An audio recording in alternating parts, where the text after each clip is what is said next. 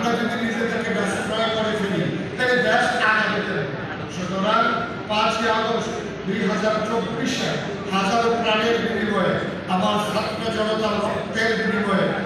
এক সাগর রক্তের উপরে নতুন করে পথ করে